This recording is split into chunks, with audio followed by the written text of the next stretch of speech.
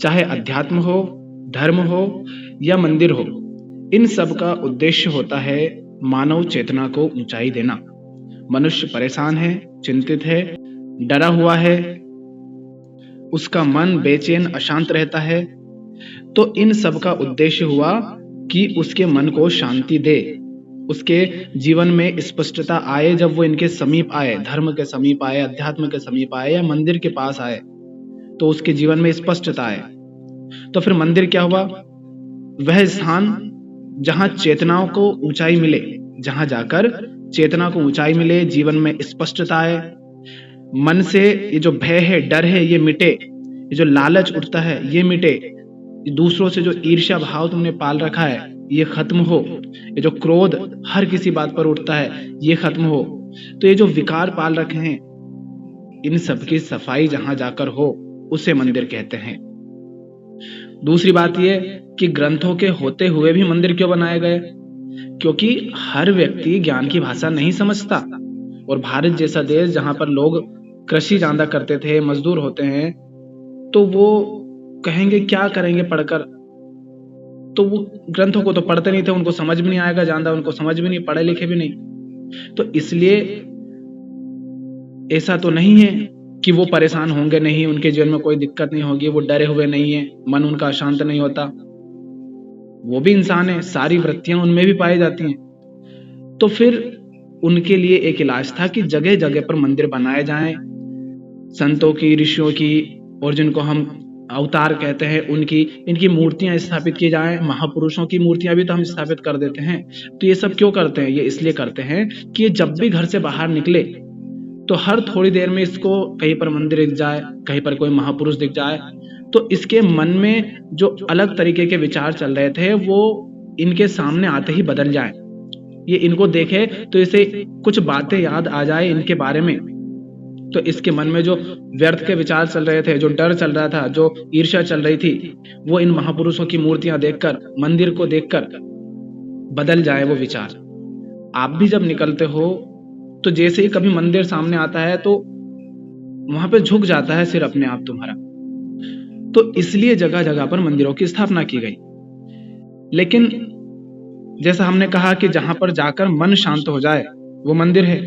तो आजकल के जो मंदिर हैं उनमें क्या हो रहा है? बहुत भीड़ लगी हुई है। अब कोई बहुत सारे ऐसे मंदिर हैं आज भी, पहले बहुत ज्यादा हुआ करते थे, लेकिन आज भी बहुत है जहां पर बकरों की और भैंस की, गायों की, इनकी बलि चढ़ाई जाती है। तो क्या तुम्हें लगता है कि ऐसे मंदिरों में जाकर तुम्हारे मन को शांति मिलेगी? ऐसे में जाकर तो तुम और अशांत हो जाओगे और हिंसा से भर जाओगे। तो ये ऐसे इंसान, ये जो ऐसे स्थान है, ये मंदिर नहीं है। मंदिर जैसे इनको बना दिए और वहां पे मूर्तियां स्थापित कर दी, इसका मतलब ये मत समझ लेना कि ये मंदिर हैं। मंदिर तो सिर्फ वही है जहां पर जाकर मन शांत हो जाए, चेतना को ऊंचाई मिले, स्पष्टता आए जीवन में, और ये जो डर है, ये जो लोभ है, लालच है, ईर्ष्या, ये सब खत्म हो, जहां पर जाकर वो मंदिर होता है। और जहां तुम जाते हो अगर वहां जाकर ये सब होता है तो तुम जरूर जाओ ना, और जाना चाहिए, सबको जाना चाहिए, जरूरी है मंदिर। मूर्ति के सामने तुम कुछ नारियल चढ़ा दो, उस पे दूध जल चढ़ा दो, इससे थोड़ी ना कुछ हो जाएगा। इससे क्या मिला तुम्हें? कुछ नहीं मिला, चढ़ा के आ गए। मंदिर तो ऐसा स्थान है जहां पर शिक्षा दी जाती है, ज्ञान की, बोध की, समझ की। अगर वो मिल रही है तो वहां रोज जाओ, और नहीं मिल रही है तो वहां जाने की जरूरत नहीं है। पर इसका मतलब ये नहीं कि फिर तुम मंदिर जाना ही छोड़ दो। आसपास हो सकता है तुम्हें ऐसे मंदिर ही ना मिले, क्योंकि हम जहां भी जाते हैं होता बस यही है कि कोई जल चढ़ा रहा है, कोई धूप बत्ती लगा दिए, कोई आजकल तो डीजे चला देते हैं गाने बेहुदे। और हो सकता है कि वहां पर ऐसा भी कहा जाता हो कि ये दूसरी जात का है जो पहले चलता था। अभी तो फिर भी कम होता है, पर अभी भी होता है बहुत जगह पर कि ये दूसरी जात का है तो इसको आना मना है। तो वो मंदिर कहलाने लायक ही नहीं है ना, तो वहां पे जाने की आवश्यकता नहीं है। फिर क्या करें? अपने घर पे मंदिर बना लो। ऐसे महापुरुष हैं जो संत हुए, ऋषि हुए, उनके अच्छे फोटो लाओ, अपने एक कमरा बनाओ, उसमें उनको फोटो लगा दो, उनकी किताबें, वो ग्रंथ, वो सब लाकर रखो, उनको पढ़ो, उनके साथ समय बिताओ। उनके साथ रहोगे, वो दिखते रहेंगे, तो अपने आप तुम्हारा जो कमरा होगा, जो रूम होगा, जहां तुम रह रहे हो, वो मंदिर बन जाएगा खुद। तो मंदिर का मतलब ये नहीं है कि कहीं बाहर ही जाना है। मंदिर का मतलब क्या कहा? जहां तुम्हारी चेतना को ऊंचाई मिले, जहां तुम्हारा मन शांत हो। और वो अगर अपने घर पे रहकर ही, अपने घर पर ही अच्छी किताबें पढ़कर, अच्छे ग्रंथ पढ़कर, ऊंचे महापुरुषों को पढ़कर, उनके चित्र वहीं पे लगाकर अगर मिल जाती है शांति, तो बाहर जाने की आवश्यकता नहीं है। तो मंदिर तो रखो, अगर बाहर नहीं मिले तो घर पे रखो। और जब हम इनके सामने सर झुकाते हैं तो देखो ऐसा है कि अगर अभी हम ये बात कर रहे हैं कि मंदिर क्यों होते हैं, क्यों नहीं होते, हमें यही बातें समझ नहीं आती हैं, तो हम अभी इतने ऊंचे नहीं हुए हैं कि इनके सामने सर ना झुकाएं। तो हमें सर झुकाना चाहिए इनके सामने, उससे हमारा अहंकार नियंत्रण में रहता है। और ऐसा तो है नहीं कि तुम कहीं पर सर नहीं झुकाते हो, कोई अमीर आदमी दिखा नहीं, तुम वहां पर सर झुका देते हो, तुम्हारे मन में न जाने उसके बारे में क्या क्या बातें दौड़ने लगती है, महापुरुष हो जाता है वो तुम्हारे लिए। कोई राजनेता आता हो तो फट से डर जाते हो उसके सामने, डरना भी तो सर झुकना ही हुआ है। कहीं पर लालच उठा, पैसा दिया किसी ने, तो वहां झुक गए। कोई आदमी हट्टा कट्टा दिख गया और तुम कमजोर दिखे उसके सामने, तो तुम उससे डर गए। यही तो, इसी को तो सर झुकाना कहते हैं। और मंदिर में क्या होता है? इन्हीं सब से मुक्ति मिलती है कि कहीं डरोगे नहीं, कहीं झुकोगे नहीं, ईर्ष्या नहीं करोगे किसी से, लालच नहीं करोगे, इन्हीं से तो मुक्ति मिलती है मंदिर में। तो सर तो तुम हर किसी के सामने झुकाते ही रहते हो, तो फिर झुकाना ही है तो असली के सामने झुकाओ ना, उनके सामने झुकाओ जो बहुत ऊंचे हैं। ऐसे हर किसी के सामने क्या सर झुकाना। और फिर ये जो मूर्तियां हैं, हम कहते हैं माता जी की मूर्ति है, उनके 10 हाथ हैं, वो राक्षस को मार रही हैं, तो ये ऐसे ही नहीं है, इन सब का अर्थ होता है। तो जब तुम ग्रंथों को पढ़ोगे, उनके बारे में जो देवी जो है उनके बारे में ग्रंथ लिखा गया, दुर्गा सप्तशती है, उसको पढ़ोगे तो उनके बारे में तुम्हें पता चलेगा कि ये देवी का अर्थ क्या है। हनुमान जी को जब तुम अच्छे से पढ़ोगे तो वो किसका प्रतीक है, तुम्हें वो बातें समझ आएंगी। श्री राम किसका प्रतीक है, तुम्हें वो बातें समझ आएंगी। ये सब बातें तब समझ आएगी जब तुम अध्ययन करोगे ग्रंथों का, संतों का, ऋषियों का। और तुम करोगे ही नहीं तो चाहे मंदिर जाओ, मस्जिद जाओ, या कहीं गुरुद्वारे जाओ, कहीं भी जाओ, कोई फायदा तो होना है नहीं। कबीर साहब तो पहले कह गए हैं कि पत्थर पूजे हरि मिले तो मैं पूजू पहाड़। अगर पत्थर पूजने से हरि मिल जाए तो इतना बड़ा पहाड़ है, मैं तो उसे पूजने लग जाऊंगा। तो कंकड़ पत्थर, ये मूर्तियां, इनको पूज देने से कुछ नहीं होता। अगर वहां जाकर मन शांत ना हो, वहां जाकर चेतना को ऊंचाई ना मिले, समझ में, बोध में, ज्ञान में वृद्धि ना हो, तो वो मंदिर है ही नहीं। और ऐसे बहुत मंदिर हैं आजकल तो, और ज्यादा बढ़ते जा रहे हैं। जो पहले मंदिर कहलाने लायक भी थे, आज तो उनकी हालत भी ऐसी कर रखी है। वहां सिर्फ भीड़ होती है लेकिन ज्ञान कहीं नजर नहीं आता वहां। तो ऐसी जगह, ऐसी भीड़ भाड़ में जाकर और तुम अशांत हो गए, परेशान हो गए, क्या मतलब ऐसी जगह जाने की।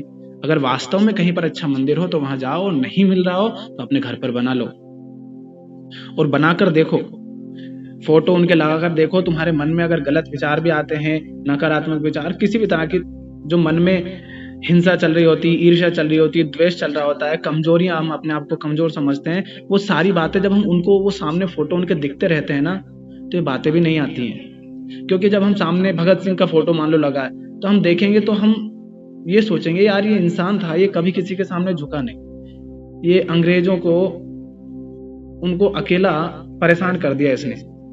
और हमें की छोटी छोटी बातों पर डर जाते हैं, परेशान हो जाते हैं। स्वामी विवेकानंद हैं तो कितने इनको गरीबी झेलनी पड़ी, उसके बाद भी ये धर्म से हटे नहीं, जो काम जरूरी था उसके लिए लगे रहे। और हम तो जरा से में बहाने बनाने लग जाते हैं कि हमारे पास ये कमियां हैं, वो नहीं है, ऐसा नहीं है, वैसा नहीं है। कबीर साहब को देखोगे कैसे थे वो, कभी कभी 2 वक्त का खाना भी नहीं जुटा पाते थे, उसके बाद भी आज हम उन्हें पूछते हैं कैसे हुए इतने महान। तो जब ये सामने तुम्हारे रहेंगे तो तुम जो अपने बारे में कहते हो ना कि मेरी ये दिक्कत है, वो परेशानी है, वो सारी भूल जाओगे, वो सब बहुत छोटी लगने लगेंगी तुम्हें। तो हो सके तो बाहर अगर मंदिर हो तो वहां भी जाएं, और जितना अधिक हो सके अपने घर पर भी, अपने घर को ही मंदिर बना लें तो और ज्यादा अच्छा रहेगा। तो ये ना समझे कि मंदिरों का कोई महत्व नहीं है, मंदिरों का महत्व बहुत अधिक है।